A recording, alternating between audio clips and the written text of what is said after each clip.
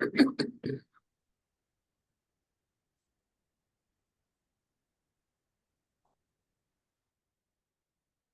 well, we'll go ahead and get started here. Again, thanks for having us, Isaac Morris, with Legal Aid Services of Oklahoma, on the disaster team, doing presentations, excuse me, in communities that have been impacted over the past several years by natural disasters.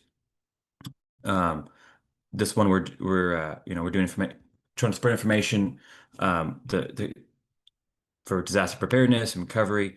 Particularly this grant that we're working on is from the 2021 winter storms. That was 4 years ago. It's hard to believe that was 4 years ago, but that's the particular grant we're working on. But we work uh, every disaster that impacts Oklahomans. So I just want to let y'all know that. Let me share my screen. I should have had that done because it'll give you the information instead of me just telling you the information. You can see it. Okay.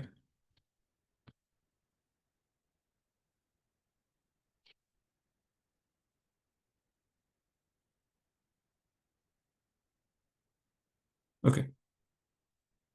Can y'all see the PowerPoint? Okay, perfect. Let me move that out of here. And sorry, I'm talking to myself here. That's how I have to do it with the tech. All right. So yeah, introductions, kind of so who we are, um, what we do. Kind of already did that in a synopsis, but I will go through the slides if I can figure out how to move these bars so they don't block my information. Okay, I think we're good here. Okay, so yeah, Legal Services of Oklahoma, nonprofit. Organizations, free legal services to eligible disaster survivors, excuse me. We serve all 77 counties through a plethora of embedded locations as well as regional offices. I'm in Shawnee. Arla and Kresha are out of Tulsa. Our boss lives in Oklahoma City, so we're spread out. We try to spread out throughout the state so that we can, hit. So we're closer to areas that are hit. So able to respond quicker and know those communities in and out. We're funded by the Legal Services Corporation, LSC. We work closely with our fellow LSC funded organization here in the state, which is Oklahoma Indian Legal Services. In that cooperation with them, we have created the Oklahoma Disaster Legal Help website. Strongly encourage y'all to check it out. It has all the information I'll be going over and more. It has tip sheets. It has on all the information I'll be going over and other presentations we do, as well as flyers, up-to-date information for any ongoing disasters, previous disasters we have. We have information on there for the 2021 winter storms. Just a plethora of information that is free for y'all to to use and to distribute to others. Maybe if I can hit next slide here. There we go. Like I said, yeah, serve all 77 counties. Uh, there's no charge for our services if you qualify. Low-income Oklahomans and seniors. We also have some citizenship requirements. Um, and then the last bullet point, we help with all civil legal matters. We don't do any criminal law. If it's civil in nature, there's a good chance that we are able to help, either advice or for representation, or to give information and send you to someone who may be to help additionally. So kind of jumping into the meat of the presentation. Again, this all information I'm going to kind of share on this before disaster strikes. This first presentation is kind of general information, as well as a lot of it's common sense, just good information for us to know that, as we are in the heat of severe weather season, and we know that now it's not only in the spring, we also have a severe weather, you know, uh, time in the fall, and also have other issues in the summer. Really, we're all around, all year round. We have issues. So kind of starting with that, what is disaster? Any event that causes great damage or loss of life, or I even kind of generalize it too, that has any disruption to your normal course of life. A personal a wildfire, which we had earlier this year, destroyed a lot of homes. But if even if there was a personal loss, if there was just a house fire, that would still be a disaster to that to those individuals and that family. So it's generally we help you know disaster is a broad term. Could be an accident, like I said, or a natural catastrophe, any kind of natural disaster. So it's one of those keep that in mind that it's not just flooding or tornadoes. Winter storms. Those are what we help with, but we help a lot of issues as well. Like I said, we're on the disaster team. I'm a staff attorney on the disaster team. Cresher's our outreach paralegal, and Arla is our communications manager. So we do only disaster work. We have several other teams that do family law, benefits, so Social Security, Medicaid.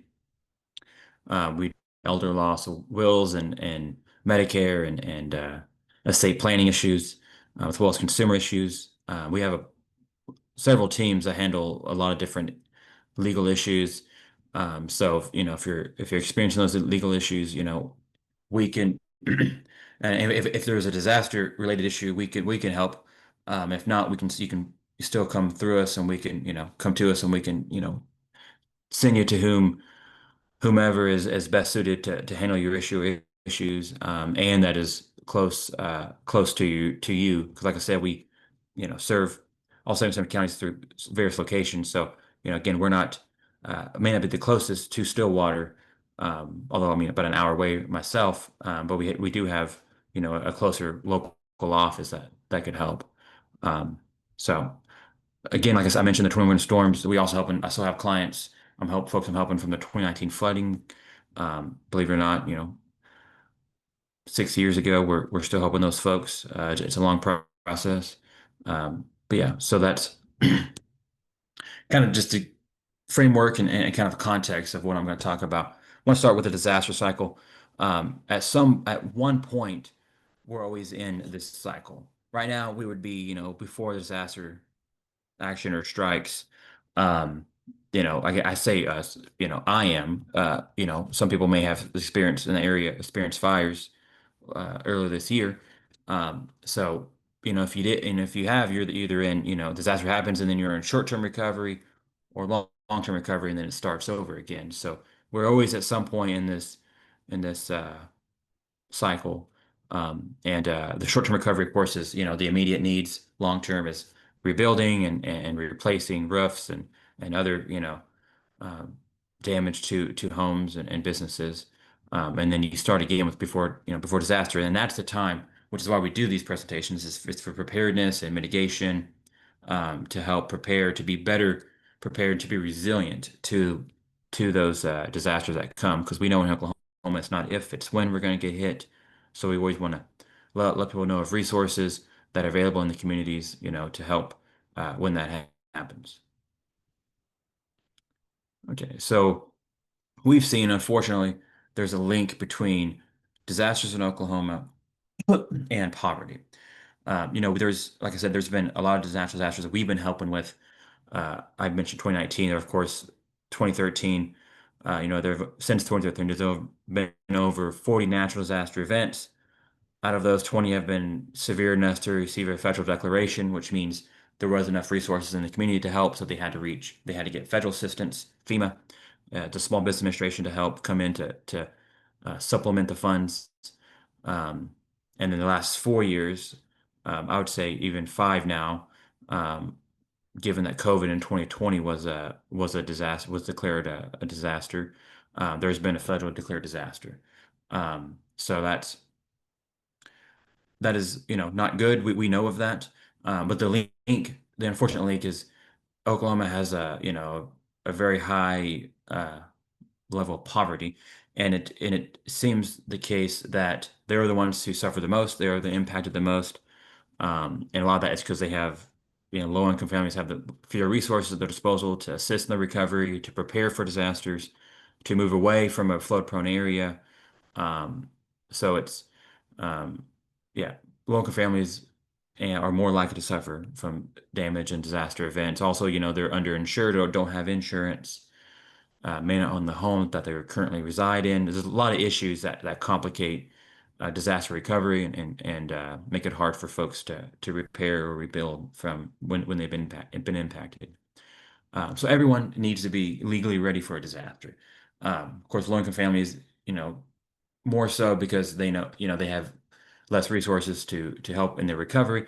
Of course, families with minor children, anyone that has assets, which everyone does, even if it's not deemed you know valuable assets. We all have assets, and then of course elderly, more so, and folks with disabilities, because they need to have action plans in place if they need to go to a storm shelter or other mobility issues that may make it more difficult. Those folks definitely need to have plans in place.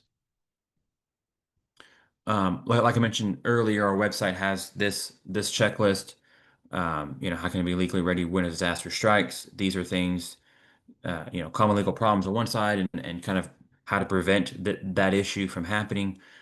Again, strong encourage folks to visit oklahomadisasterlegalhelp.org to peruse, all the tip sheets we have and flyers and all the information that is there, and it's updated frequently by Arla to of all the current information that's out there.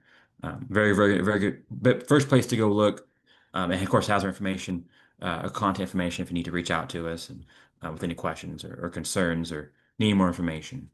Um, so the first legal issue we're going to kind of get into is that we see a lot, and we want folks to know about so they can be prepared when disaster hits is important documents. It is very important to have your important documents stored in a waterproof, fireproof, safe or bag. If you don't have that, I'll put it in a Ziploc bag and put it in the freezer.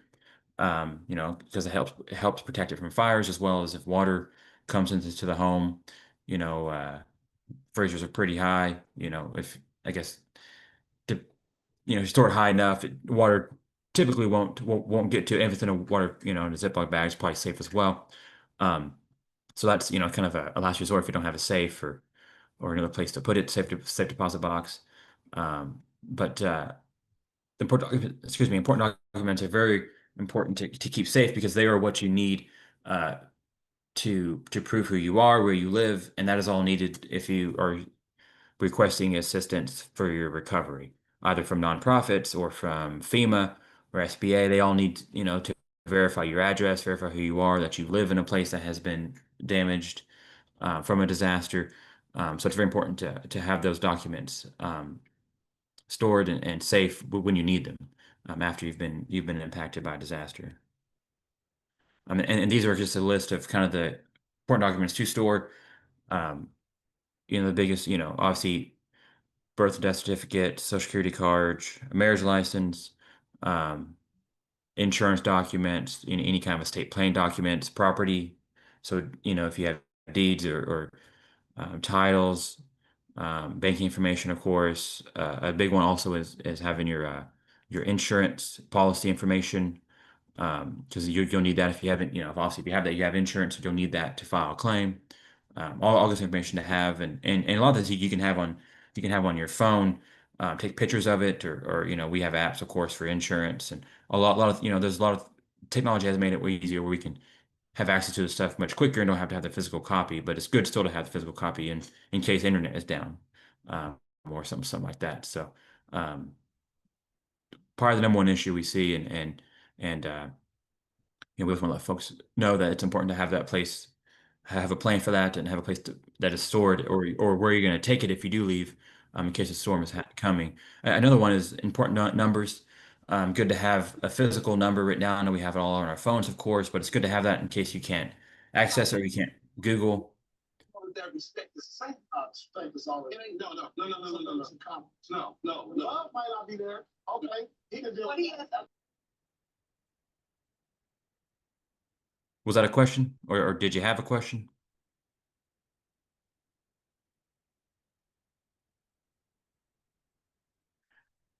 Let me look here. If you have a question, be happy to speak it, and I can answer it, or you can put it in the chat. I think someone just joined. You're good to continue. Okay, thanks. So yeah, important numbers. Of course, we have them on our phone, and a lot of times we can access those without having to have Wi-Fi or something like that. But if you don't have that in your phone, then you may have to look it up. And if again Wi-Fi is out, it's hard to do that. So it's good to have them, in an address book or just a place saved on, a memo on your phone.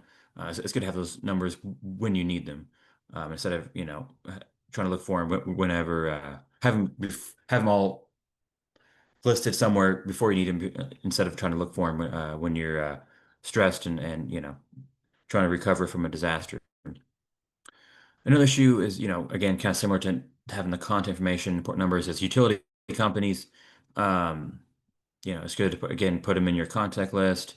Um, Something else, with utility companies, I'll get to a little bit here in a little bit is ensuring that, someone is not trying to take advantage of you, to scam you, because unfortunately there are folks who impersonate utility companies or federal workers and try to do that. So it's good to have the information ahead of time instead of relying on someone to give you the information, because it can be an issue. So I'll talk more about that here in a bit. Understanding landlord-tenant agreement is another issue we see. Sorry for my cat. Over here. And that's kind of the second presentation. Once I'm done with this, I'll kind of go into more information on the landlord-tenant rights and obligations for both the landlord and the tenant. But just generally, your lease should contain your landlord's contact information, your rent amount, deposit amount, and then the term of the agreement must be written, should be written, um, and it's good to always keep a copy of that. Again, I would say it's an important document to have safe. Again, I'll kind of go more in depth of all the substantive landlord-tenant law of how it relates to disaster here in a bit. But just want to kind of give there's another issue we see. Um, so yeah, generally, again, notice is the biggest thing for landlord-tenant law. If you as a tenant have had any damage to your home or unit, then you need to notify your landlord in writing of the damage right away.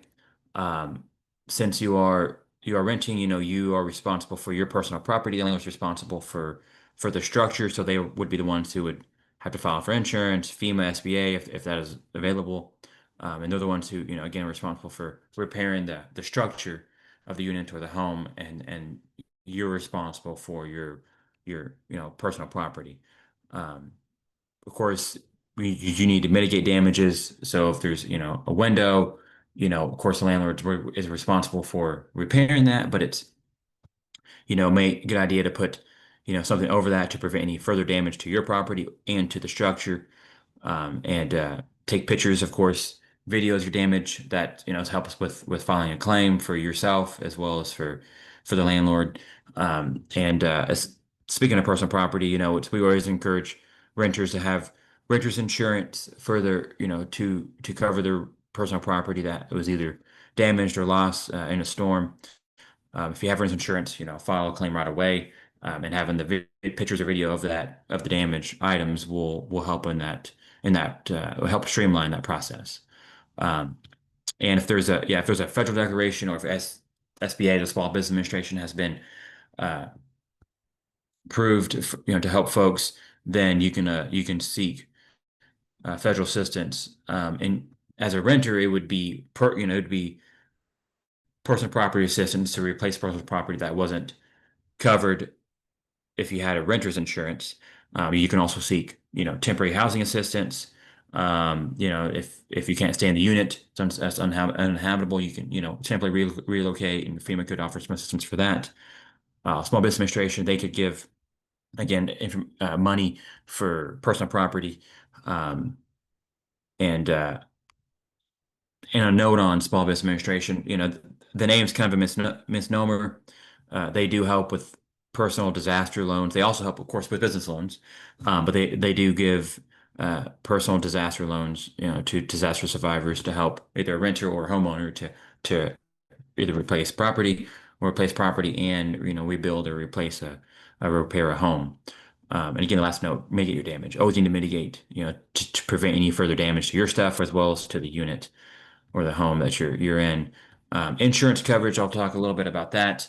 Um, Nothing, it's not it's not too exciting. But there's various policies you can have: homeowners, renters, flood and earthquake, which is not a part of a homeowner's insurance policy, auto, life, health, and disability insurance. I'm gonna kind of talk a little bit about these in turn.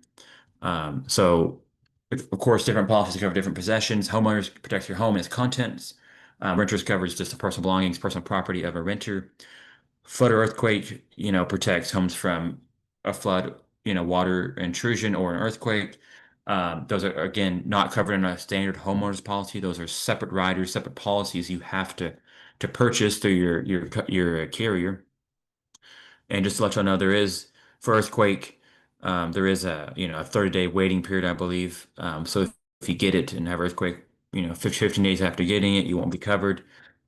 Make sure you read your policies. That's something you always want to tell and encourage folks to do, is read your policies to know, what is covered, what's exempted. So that's a little note about kind of those waiting periods. Auto insurance, of course, protects your vehicle.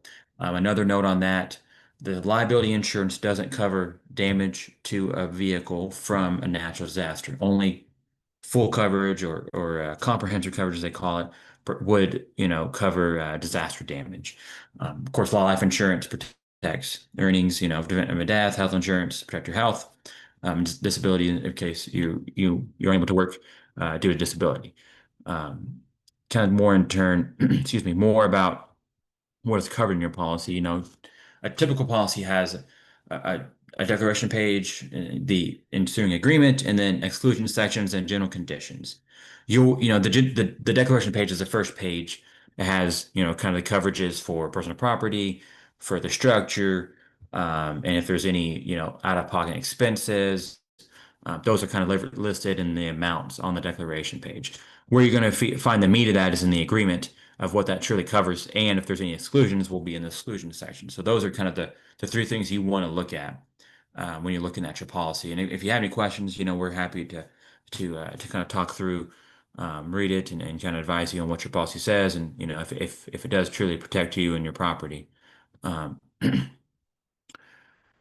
I think I went through all that. So yeah, just good information to know, um, what your policy covers and what it doesn't cover, the amounts that it covers, because that's something, you could have damage exceeding the policy amount. So that's something you want to always want to know, to make sure you're fully covered, because that's what we call underinsured, is when you have a policy but doesn't cover up to the amount of the value of your home or the value of your car or something like that. So good information to kind of know. Another big issue we see, and it kind of goes into the difference between the different types of homeowners policy, is actual cash value versus replacement cost. Actual cash value, the amount it would take to repair a home after depreciation. Excuse me, let me get a drink of water here. Thank you. So, um, actual cash value is what I would say is typically in most policies. It's what it takes $10,000 to replace a roof minus depreciation. So you're not going to get the full 10,000 that it cost, you 5 years ago to replace that roof. Whereas replacement cost is the opposite. Of course, it will, amount that it would take 10,000 to rebuild or replace the home, or replace a roof with the similar materials, goods, without deducting for depreciation. So, of course, we would recommend replacement cost over after cash value, but of course, with replacement cost comes additional and increased premiums. So we know some folks can't afford that. So doing after cash value is maybe their only option. If that's the case, I think the best advice would be to ensure that your roof or your home and just anything on your home is in good condition. If it starts to depreciate, try to either repair it or replace it, to always keep it in good condition, so that there won't be so much of a difference between the cost it takes to repair it and depreciation. Um, and so that's kind of the general advice that we would give on that. Something else with replacement costs, a lot of times they require the survivor to replace the roof, or whatever the damage is, and then seek reimbursement. They're taking reimbursement for that cost. So they're not giving you 10,000. Insurance isn't going to send you $10,000 check for the replace the roof. you may have to come up with that up front to pay it, and then you're going to seek reimbursement. You'll submit a copy of the receipt, and then you look at that 10,000. Some policies do that, some don't. It's something you want to always know. Again, that's a good reason to read your policy to know what was required of you after an event and you file a claim. What is kind of what their process is and handling claims. And again, if you have questions, something we can always help with. Um, Ken, I mentioned earlier, I kind of jumped the gun on it, but scams, unfortunately, folks take advantage of people who have been impacted by disasters. Um, you have folks up front just, requesting money, high pressure tactics, con artists, door-to-door salesmen. They're kidnapping storm chasers. They go from town to town. A place has been hit, and they try to obtain insurance checks, and of course never complete the work. Uh, and Fake charities are unfortunately a very sad reality. A big thing we want people to know about that these are out there to look out for them. And a way to avoid them is, or to spot them is to, if they're doing high pressure tactics, sign here now. There's a limited time offer. I'll move you up on the list. Sign over your whole check now, and we'll get it done tomorrow. Um, you know, it, um, those are things. Those are red flags, I would say. And it's always good to read a contract if you're hiring a contractor, or to if you're looking at donating to a charity, or whatever the case may be, buying goods, materials to repair your home. It's always good to take a sleep on it. I guess I would say is to make sure it's a legit company or organization, uh, and to if you you know if you're concerned or have concerns, it's totally legit and something that we would say is good to always I think be a little hesitant of folks. And something we can help with. We can help you verify and validate organizations, as well as just give information on how to find good contractors and good organizations that'll help in disasters. Okay, so yeah, I kind of mentioned hire a contractor. Fortunately, there's folks who do take advantage. These are kind of ways, to avoid that, to ensure that you get a reputable contractor. And again, this tip sheet is on our website, oklahomadisasterlegalhelp.org. And you know, a rubber contractor will have insurance, will be bonded, licensed if what they do requires licensure, and they'll be happy to provide that to you when asked. And that's a good way to ensure someone is reputable, is requesting those basic documents that any good contractor would have. All licensure, in Oklahoma, all HVAC, electrical, and plumbing jobs should be permitted and inspected. It's always good to ask for references from local family and from family and friends. Use locals. They're all kind of things that we recommend when looking for a contractor.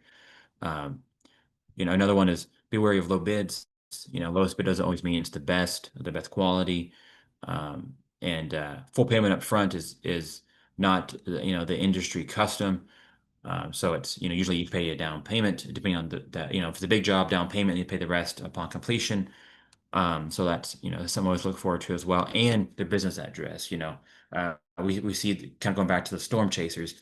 They're the ones who are from out of state. They chase from storm to storm each state. So someone it's always good to use someone in Oklahoma. I think if you live you know Stillwater shouldn't be an issue, but if you know people who live close to a border with another state, maybe that's different. But still would recommend using local folks who work in the state that you reside in. Um, okay, so if you do those kind of legal issues we see, and kind of tips on preparing to prevent those issues.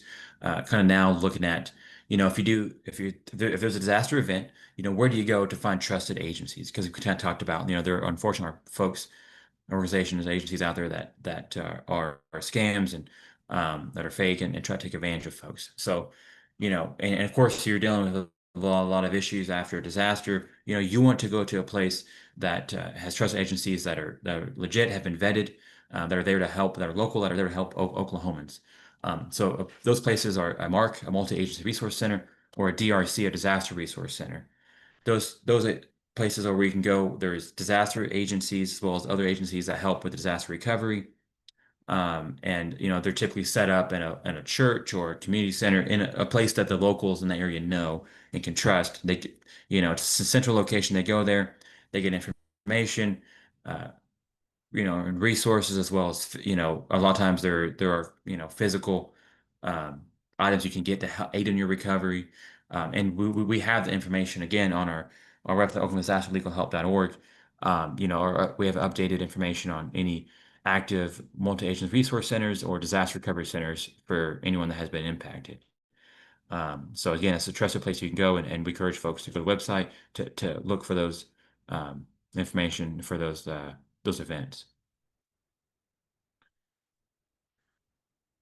Another issue, or kind of, another legal issue, or we want to talk about and plan for, is family law. It's good to have a plan. Like we said, everyone should prepare for disasters, but especially families, ones with minor children.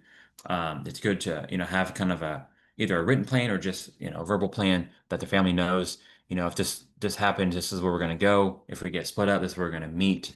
Let family members know that you are safe, so they can, are not worried, not out looking. And it's always good to have kind of a plan in place before something happens. And again, I know we're kind of at the end of storm season, but again, summer, there are a lot of, heat could be an issue. There's a lot of issues that could still happen during summer, and of course, fall will be here before we know it, and we'll have another storm season, unfortunately. So it's good to have that, get that plan in place now. Another issue we look at and we try to help with folks with now is estate planning, wills, power of attorneys, advance directives. Have you kind of, if you have, of course, if you have kids, you need to have a plan. You need to prepare for disasters. But another side of that is, your property. Unfortunately, people do lose their lives in disasters. So it's good to know, it's good to have this information and just, these documents in place if that happens. It's also good just to have, again, kind of going to the important documents. You need to have property, if you reside in a place, it needs to be in your name to be able to, apply for and receive, disaster funding. There are a lot of issues, which I'll get to here in a bit, with, you know, property ownership and how you can prove that and if you qualify for services. So it's again something you can do to prevent a home, not being in someone's name so that it complicates their recovery. So yeah, guardianship, power of attorney, all stuff that we help with, can help with and advise on. Stuff that we get want to do now to um, make the recovery process much easier. And generally, just it's good to have those estate plan documents outside of disaster, um, for when we do pass away. They they're they're they're in place, and it helps your heirs and your family, take care of your estate and all those issues that are associated with that. So again, it's kind of some general terms. We've heard, we all know, divorce decree, final decision, and the dissolution of marriage. Custody agreement has to do with, what the court has agreed upon, in regards to children, who has custody of them and is responsible for them. Oh, sorry about my cat again.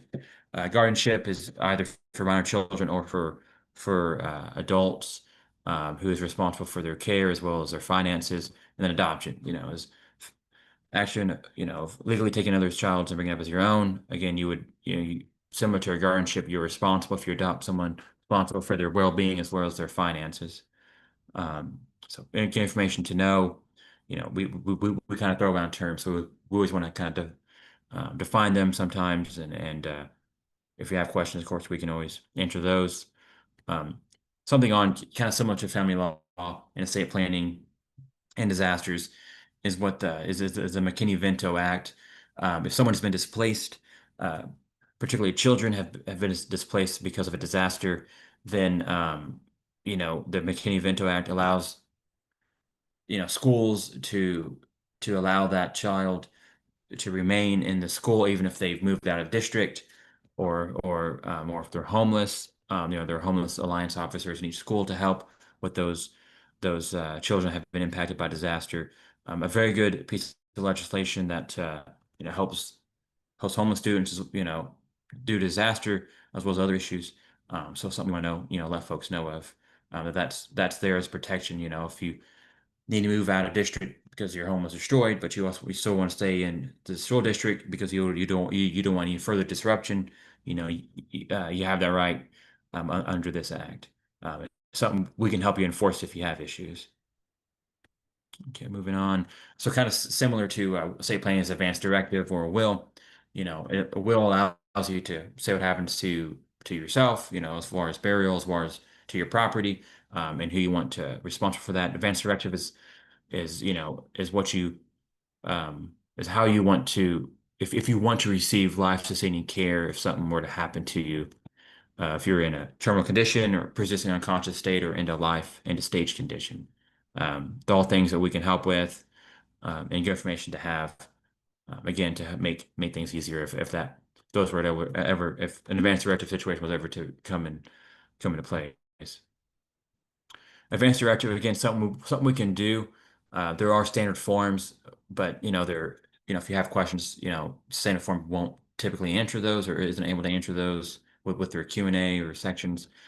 So again, something that we would happy to get you into contact with an attorney to kind of talk you through the questions you have as well as the unique situations that we know folks have. See if that's right for you or something you want to do. Um, yeah, this is about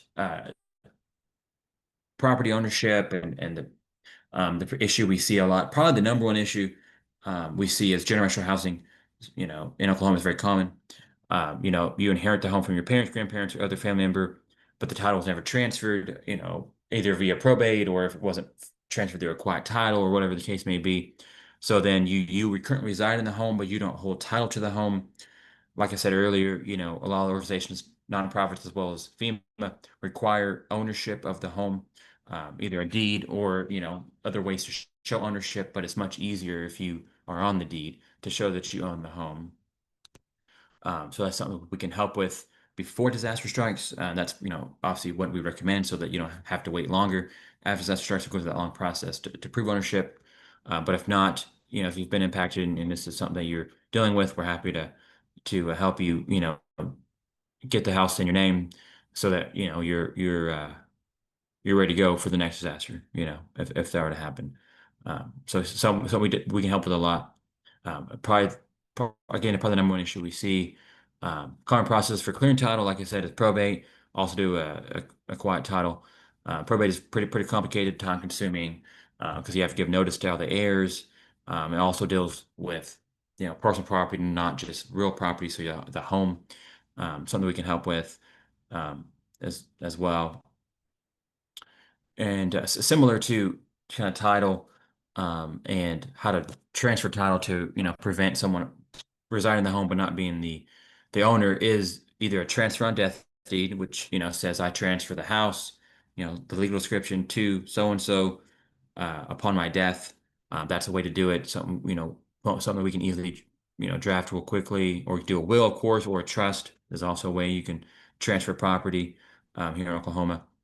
And all things that we recommend is to have it transferred to whom you want and have the document in place before disaster strikes.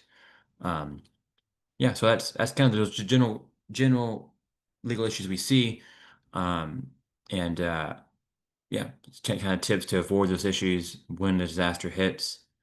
Um, yeah, I guess yeah, the best practice is to try to resolve these barriers before it becomes a problem. Of course, if you have problems, we're here to help. Again, I always want to encourage folks to go to oklahomadisasterlegalhelp.org, or you can call us. Our information is the hotline information is right there, 888-602-8494. So that's the first presentation. Second one won't be as long because I don't have to go through all the introductory material. But that one's on landlord tenant. Let me get that pulled up here. While I'm pulling it up, do folks have any questions about the previous presentation or any kind of introductory stuff before I talk about landlord tenant?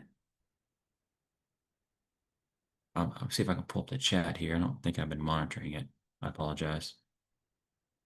Whoops.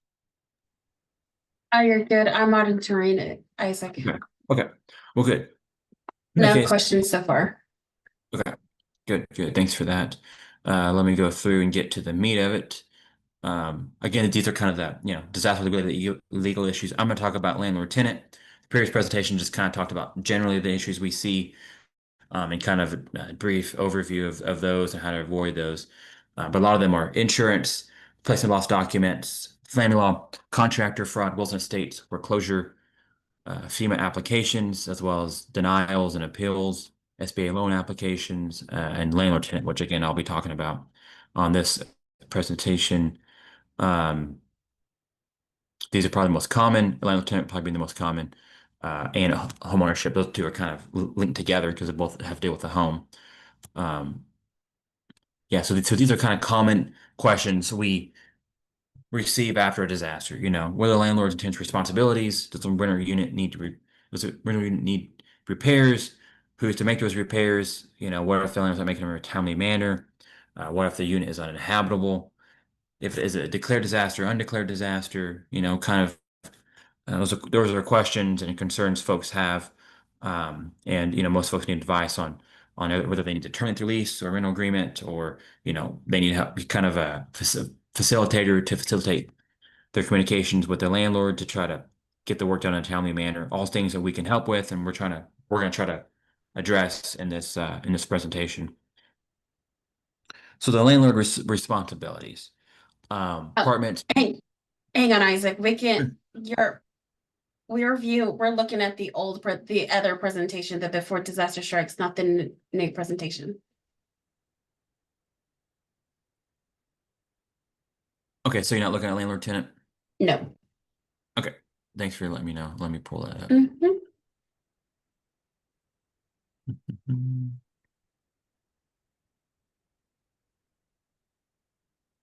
Okay. How about now? Can y'all see the landlord tenant? It's slowly pulling up. Hang on. Oh, there we go. Wonderful. Sorry about that, folks. Not very techy. I need to be better. Okay, so I will. What I did was just skipped because that's all the stuff I talked about in the first presentation, just general information about us, who we are, what we can help with. Um, okay, so yeah, to landlord responsibilities. That's where I was at. For an apartment, they have to keep all the common areas and buildings, grounds clean, safe, and sanitary, make all repairs necessary to keep it in a fit and habitable condition, safe working order, electrical, plumbing, sanitary, heating, ventilation, air conditioning of facilities and appliances. Um, those are all things that need to be supplied by the landlord. Trash and waste removal. It's an exception, of course, if it's a single family home, and that is provided by a you know, governmental entity or utility company, and then they must supply running water, reasonable amounts of hot water, and reasonable heat at all times. Again, there's some exception if the landlord, or excuse me, if the tenant is responsible for paying those utilities. But those are things that a landlord is responsible to do, generally. And then the tenant's responsibilities, um, you know, keep again part of the premises that the tenant occupies, so the unit or the home, safe, clean, and sanitary, dispose of all garbage, waste, uh, essentially just clean the home and the unit, keep it sanitary, use everything in a safe, non-destructive manner, not intentionally or negligently destroy anything, not engage in any criminal activity, or, disturb anyone's peaceful enjoyment of their property or their unit, and then comply with all rules. Those are all things the tenant must do. Maybe I thought I hit. Okay, there we go. Um, so kind of a question that typical question we receive after a disaster. Well, mainly we're not fix the home. You know, um, Again, kind of talked about earlier in the first presentation. The biggest thing with landlord tenant is notice. You have to give notice that the home or the unit has been damaged. Once you do that, the landlord gets 14 days to fix the home after written notice. Email or text messages does not count. You can do that. Um, it has to be written notice. So typically a handwritten note. Email or text is okay, but not ideal. Um, so once you give notice, 14 days to fix it. If they haven't, then you can You can move after 30 days. And if you, of course, if depending on the damage, if it's less than $100, they can make the repair and provide receipt. Of course, there's no guarantee you're going to get reimbursed for that work. So something to keep in mind. But again, there's a lot of dates, a lot of notice requirements for landlord tenant, which I'll be going over. Um, again, if you have questions, or in a situation, we're happy to kind of independently review and advise folks on what is needed.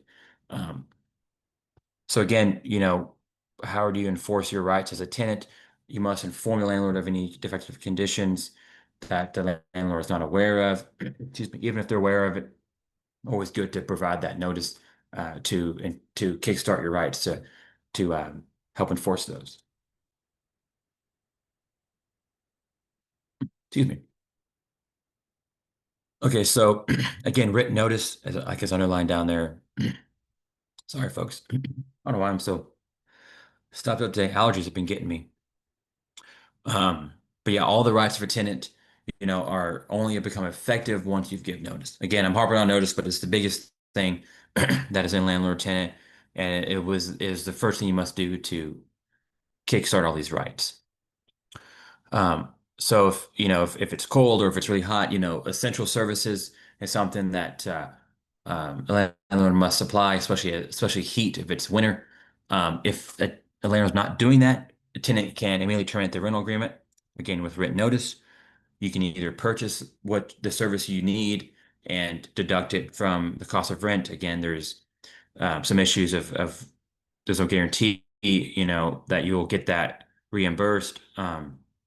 I say reimbursed, it's deducted from the rent, but then there could be other issues that come from that. And if you do that, it's good to get it in writing. Sue for damages based on the decrease for rental value, something that I feel is pretty uncommon to do, but it is an option. Or just relocate, we're substitute of housing, stop paying rent during the period of the landlord's non-compliance of, not supplying the essential services. So those are your options. Again, stuff, things that you can do after written notice.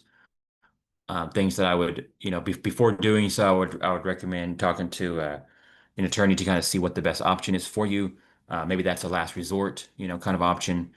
So again, stuff, this is very language and by nature is very fact intensive, something that, it's good to have conversations with folks to kind of see what the best option is for you at the time. Um, so yeah, so about, if your landlord wants to enter the home to start repairs or to, know the extent of the damages so they can start getting contractors out there, the landlord must give one day of notice their intent to enter a unit. Of course, there's an exception if there's, emergency, fire in the home or water is leaking, they can do that in an emergency without permission, but generally you must give a day's notice.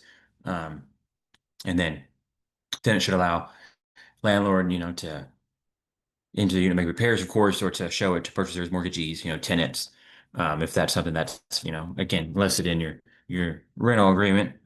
Um, okay, so this is kind of the meat of it. Was damaged in the storm. FEMA has declared a disaster. What do you do now? So again, the context, you're a renter.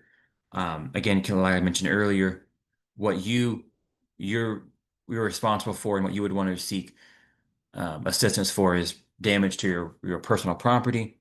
Um, the landlord has responsibility for filing insurance, FEMA, SBA for the structure, for the home. Again, you don't want to take pictures, mitigate the damage. If you have renters insurance, file a claim. Pictures and video of the damaged items will help, in that process. You can also file for FEMA assistance for, again, either personal property assistance or temporary rental assistance to relocate somewhere while the unit or home's getting repaired. And then also can apply for a small business administration loan if you qualify if your losses are substantial enough to warrant a loan for your personal property. Um, and again, mitigate your damage is always something I always want to hammer home.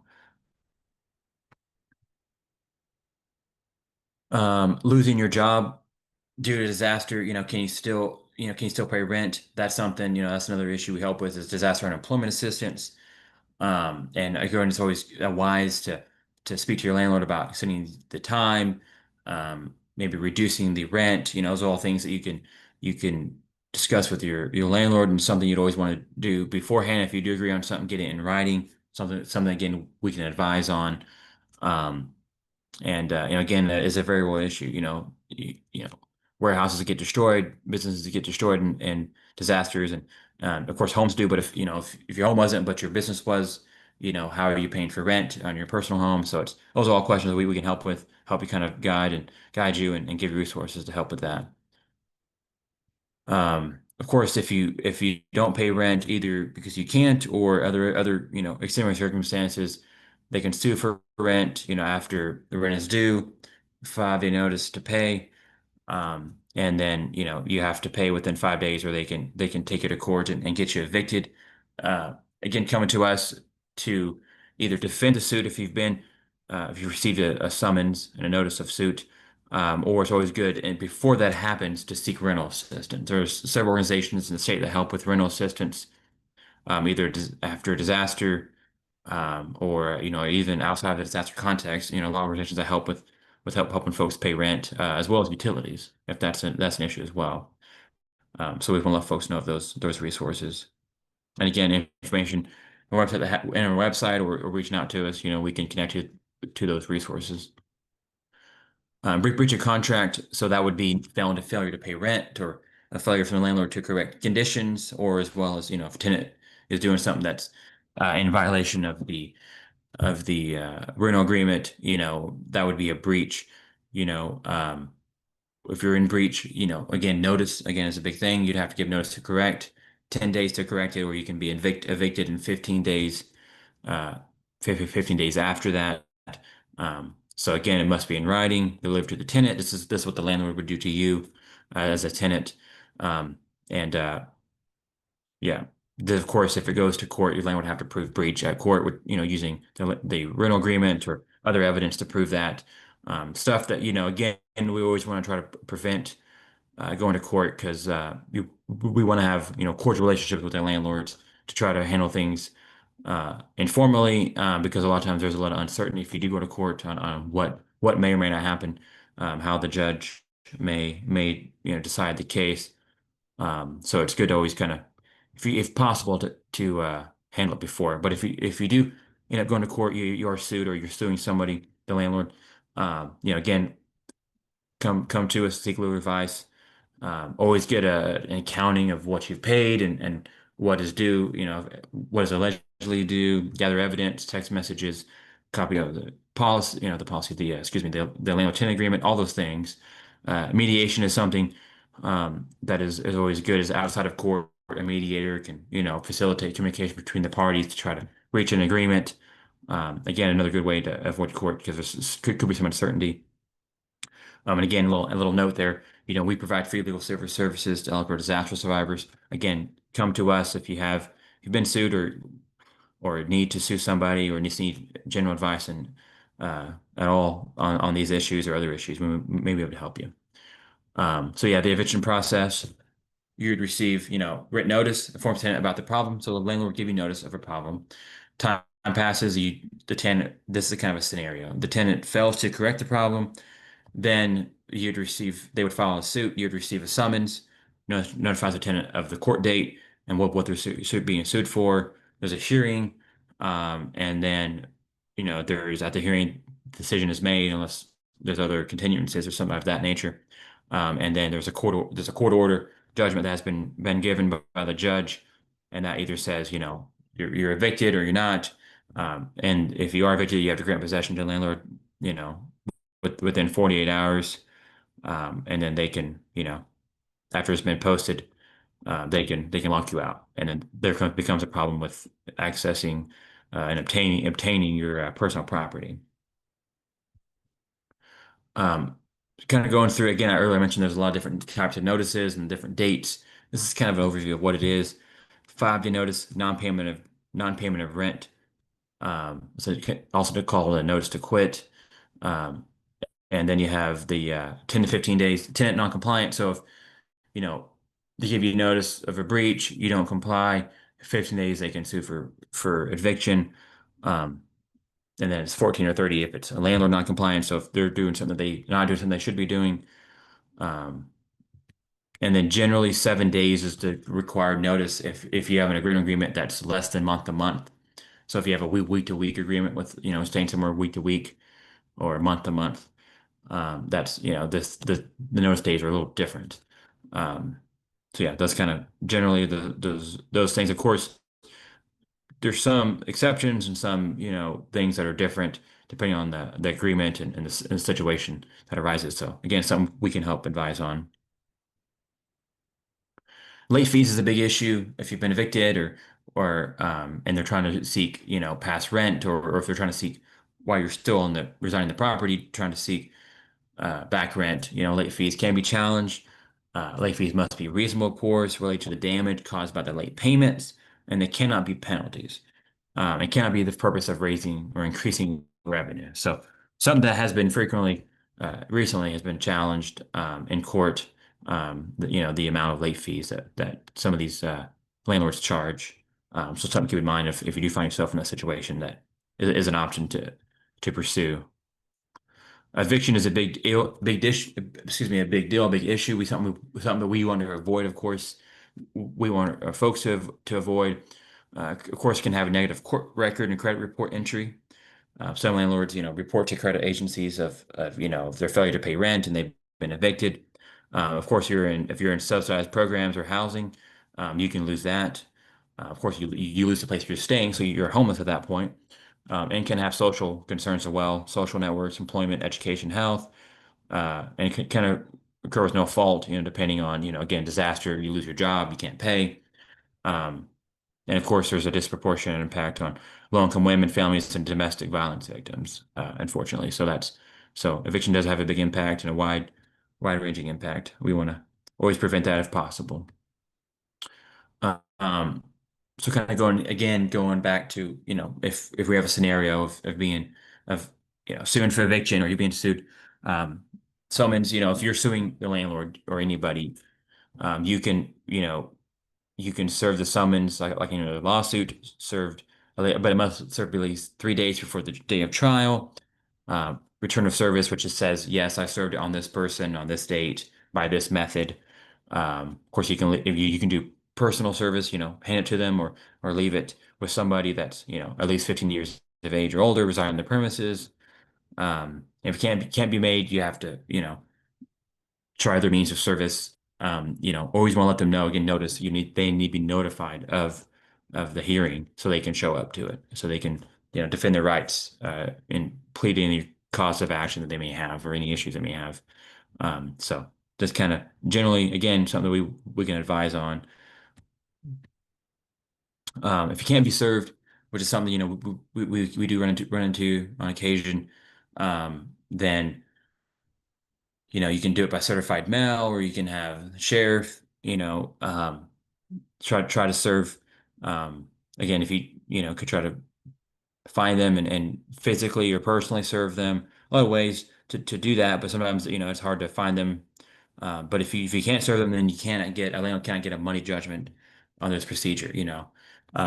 If you can't serve them, you can still obtain possession of the unit. You can be evicted, but they can't get back rent or damages to the unit if they can't serve you of notice of the hearing. So something to keep in mind, or a protection of yours as a renter. If you've been served, you don't have to file an answer. If you claim interest in the property, then you can file an answer and say, yes, I still want to stay here. This is why I should be able to stay here. This is why what they're claiming is false. And of course, the answer must be filed before the trial for the hearing. And you're just saying you're answering their claims. Again, it's something that we would highly recommend for us to kind of guide you and advocate for you on. It's something we can do.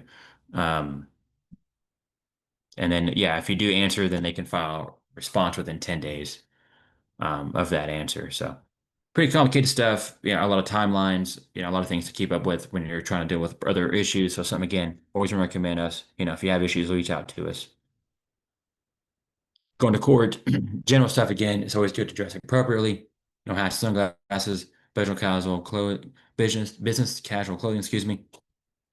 Bring all evidence. Tell them if you're felon, be respectful, courteous. polite. Excuse me. Again, do not talk when the judge is talking. Just general common sense information. Follow rules that are, court rules as well as the judge's rules. Um, and that again, something that, attorney could, advise you on, and if you have questions on that. Um, in a, excuse me, so in for evictions and other housing related issues, typically it's a small claims, so it's relaxed rules of evidence procedure, but still need to be polite and still follow rules. But there are relaxed rules compared to district court. You get opportunity to present your case, dispute, so kind of dispute the other side's case, bring evidence. You can bring, a person to give testimony or physical evidence. And again, the burden on the landlord to prove that they are entitled to possession or damages. And the burden of proof they must show is preponderance of the evidence. So just, if you're physically kind of looking at it, it's just above preponderances. Yes, I think they prove that they are entitled to possession. So again, that would be up to the judge to make that decision. Again, while we recommend trying to avoid court because you know, there is, of course, there are hard and fast rules, but there can be some discretion the judge has. So it's good to, you know, there's an uncertainty and better to just settle it in a way that you think is best and you know all the terms. Um, kind of in that vein, court, they can dismiss a case, say, no, I don't want to hear this. They can order parties to mediate, come back another time, so it'd be a continuance. They can say, I'm gonna decide the case, but I want to take it under advisement. I want to think on it further. Or they can make their decision. Ward one or both parties some kind of relief, either unpaid rent, damages, fees, or possession of the unit. Um, so yeah, that's kind of what the court can do, among various other things. After the judgment, so you've gone to court. This is what the judge has decided. If they grant possession, the person wrongfully in possession must leave the unit. Determine the time. The judge will say this is how much time you have to vacate. If you do not vacate, the sheriff will assist in your removal, physically remove you. And then yeah, there are some time requirements for that. And then also, again, earlier I mentioned about accessing your documents. There's some issues with that, or not documents, accessing your personal property. If you've been asked to leave and you don't leave, and then you've been physically removed from the property without taking your personal property, can be hard to get that back. There are, of course, procedures to do that. Some we can help with, but it does complicate it.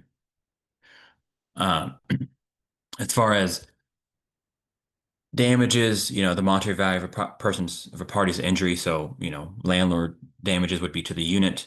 The tenant's damages would be to their use and enjoyment of the property as well as to their personal property. Must prove damages, of course, receipts, pictures, testimony. Again, a big thing when we let people know normal wear and tear is exempted from that. So typically, just normal wear and tear that happens because of living in the unit. Deposits is another issue we see. Um, uh, you know, you must, if you want your deposit back, you must make written demand. Again, notice written demand, return deposit within 6 months. They must, provide an accounting, an itemized receipt, a statement mailed to you of what they've kept, if any, and the amount that you are to receive. And of course, if they keep it all, then they have to again provide why they kept it all, itemized statement of what they've uh, charged to the deposit. Again, something we can help with. Some help with is sending the notice or facilitating, kind of getting the deposit back or challenging the deposit.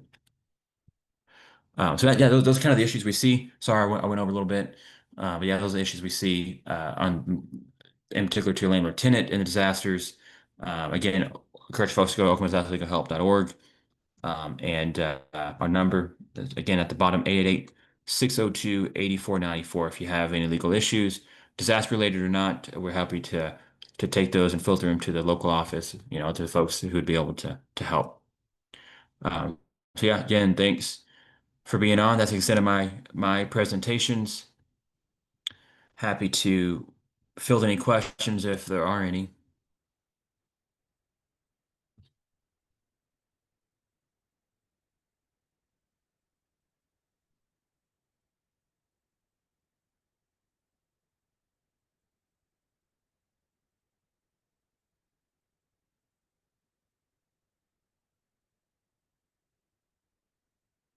Well, seeing no questions, I don't see anyone posting anything in the chat. Um, Again, thanks for having us. Isaac Morris with Legal Aid Services of Oklahoma. Um, want to be a resource in the communities that have been impacted from natural disasters to help those folks either recover or help them recover in the future. If you have any questions, reach out to us. Thanks for having us, and y'all have a good evening.